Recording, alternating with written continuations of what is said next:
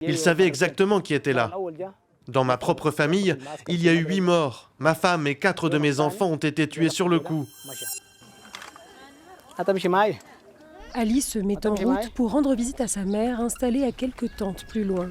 Comme souvent, certains de ses 11 enfants l'accompagnent, mais c'est lui qui impose la marche. Je viens la voir tous les matins et tous les après-midi. Je m'assure qu'elle va bien et qu'elle ne manque de rien, puis je rentre chez moi. Chez lui, Ali tente de se rendre utile. Je suis en train de recoudre ce tapis, celui sur lequel nous dormons. Je m'occupe comme je peux, car ici je n'ai pas de travail. Sa vie a basculé le jour où il a perdu sa jambe. Un drone a frappé l'école où il s'était réfugié avec les siens dans un village à quelques kilomètres d'El Fasher. On pensait être en sécurité dans cette école. On avait même un bout de terre à cultiver. Mais avant la première récolte, le drone a frappé. Ils ont survolé nos têtes 2 fois pour repérer les lieux. Ce n'est qu'au 3e passage qu'ils ont tiré.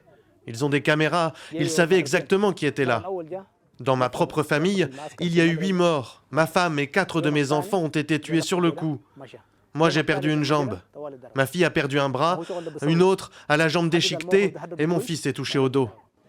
Ils ont vécu une première fois dans le camp de Zamzam. Faute de soins, la famille est ramenée sous les bombes à l'hôpital saoudien d'El Fasher.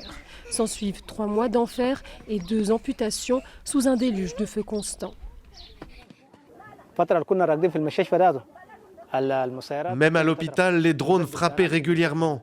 On nous déplaçait d'une aile à l'autre pour fuir les impacts. Des gens venaient pour être soignés et mouraient dans leur lit à cause des frappes qui ciblaient le bâtiment. C'était l'horreur. Mais le pire, c'était sur la route de l'exil, vers Tawila. Ils prenaient les femmes et les violaient sous nos yeux.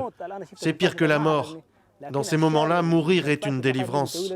Après quelques mois à Tawila, Ali a fini par rassembler assez d'argent pour rejoindre le Tchad. À Adré, la sécurité est enfin là, mais le repos est impossible. Désormais, Ali et ses enfants doivent apprendre à vivre avec les fantômes d'une guerre qui les a marqués à jamais dans leur chair.